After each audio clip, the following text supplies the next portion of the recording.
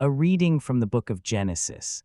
Then Judah, approaching closer, said confidently, "My lord, let your servant speak a word in your ears, and do not be angry with your servant, for you are next to Pharaoh. My lord, you questioned your servants before, do you have a father or a brother? And we answered you, my lord, there is our father, an old man, and a young boy, who was born in his old age. And his brother from the same mother has died, and he alone is left to his mother, and his father loves him tenderly. And you said to your servants, bring him to me, and I will set my eyes on him. Unless your youngest brother comes with you, you will not see my face any longer. Therefore, when we had gone up to your servant, our father, we explained to him all that my lord had said. And our father said, return and buy us a small amount of food. But we said, we cannot go. If our youngest brother descends with us, we will set out together. Otherwise, without him, we do not dare to see the face of the man. And he responded to us, you know that my wife bore me 2 sons. One went out, and you said, a beast devoured him, and since then he has not appeared.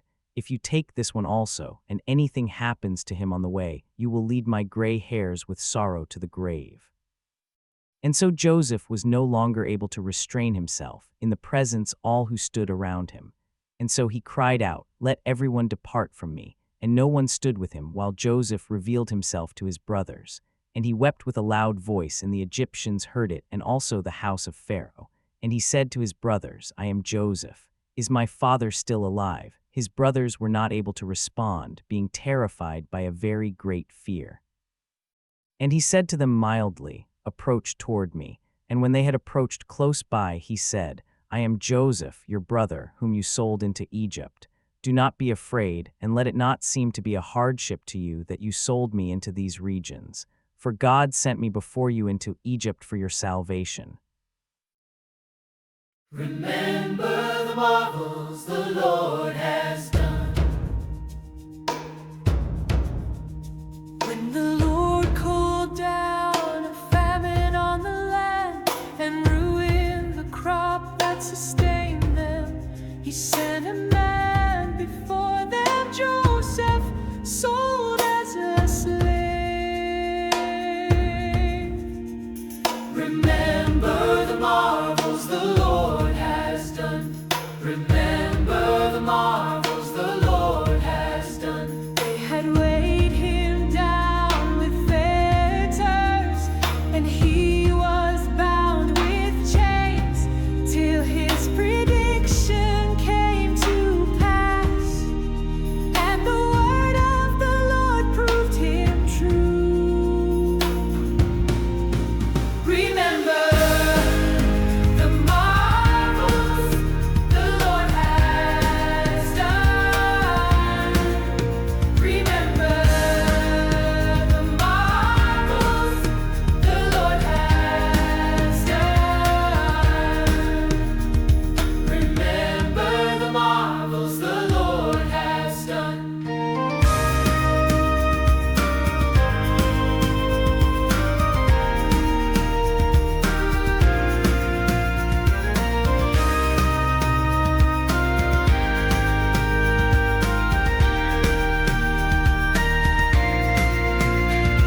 The king set and released him.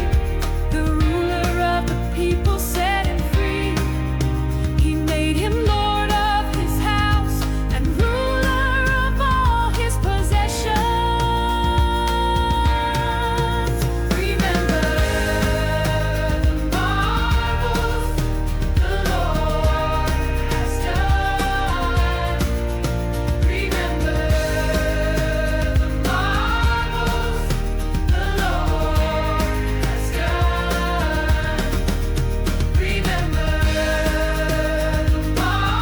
marvels the Lord has done. Remember the marvels the Lord has done.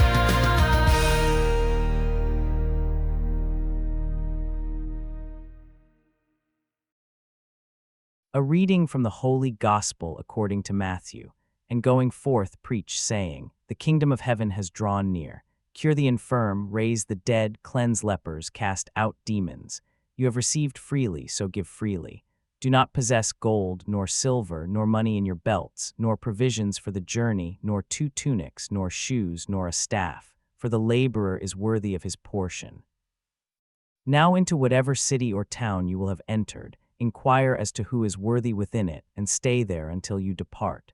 But when you enter into a house, greet it, saying, Peace be to this house. And if indeed that house is worthy, your peace will rest upon it. But if it is not worthy, your peace will return to you. And whoever will neither receive you, nor listen to your words, departing from that house or city, shake off the dust from your feet. Amen, I say to you, it will be more tolerable for the land of Sodom and Gomorrah in the day of judgment than for that city. Join us for today's reflection. Joseph has been playing the long game for months, testing his brothers, watching them squirm, keeping his identity secret while they grovel before him, not knowing they're begging their own brother for mercy. Then Judah steps forward with the speech that changes everything. Judah tells Joseph that their father Jacob is old and fragile, that losing another son would kill him. He explains how Benjamin is Jacob's beloved youngest, the only remaining son of his favorite wife Rachel. He offers to become a slave himself rather than return home without Benjamin. Something breaks inside Joseph. He can't keep up the charade anymore. He orders all the Egyptian servants out of the room. Then he loses it completely, sobbing so loudly that everyone in the palace can hear him. Through his tears, he chokes out the words that shatter everything. I am Joseph. Is my father still alive? This is the moment when emotional control snaps under the weight of truth.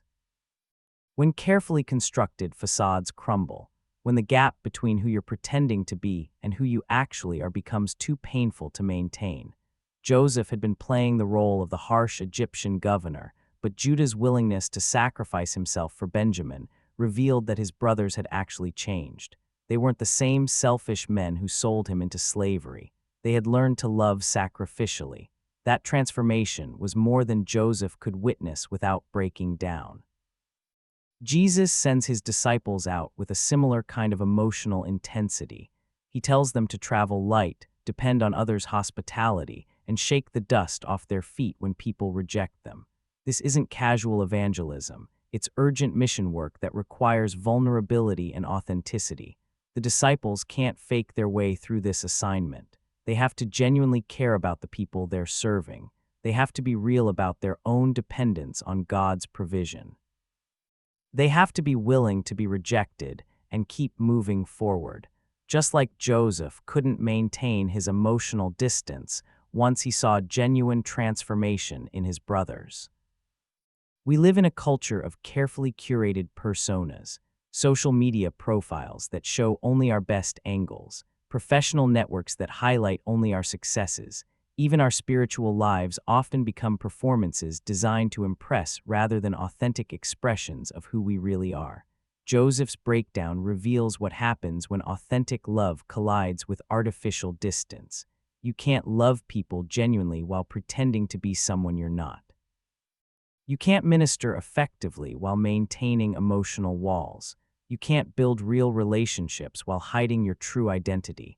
The disciples Jesus sent out had to be willing to be genuinely known by the people they served.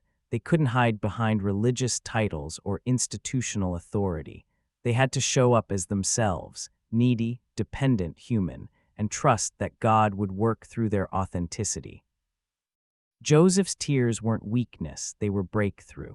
His emotional explosion wasn't loss of control, it was the moment when love became stronger than self-protection. His brothers were terrified. They thought he was going to kill them. But Joseph immediately reassures them, "Don't be distressed or angry with yourselves for selling me here, because it was to save lives that God sent me ahead of you." This is what happens when you stop pretending and start being real. You discover that God has been working through your story all along, even the parts that felt like disasters. Joseph's slavery wasn't just random suffering. It positioned him to save his entire family during the famine. His brother's betrayal wasn't just cruel selfishness. It was part of a larger plan to preserve the lineage that would eventually produce the Messiah. When you stop maintaining artificial control and let people see who you really are, you often discover that your worst moments have prepared you for your most important moments. The disciples couldn't fake their way through their mission because authentic ministry requires authentic people. They had to be willing to be rejected, to depend on others, to be genuinely vulnerable. Joseph couldn't maintain his emotional distance because authentic reconciliation requires dropping the masks and letting people see your real heart. Maybe you're exhausted from pretending everything is fine when it's not. Maybe you're tired of maintaining a spiritual persona that doesn't match your actual struggles.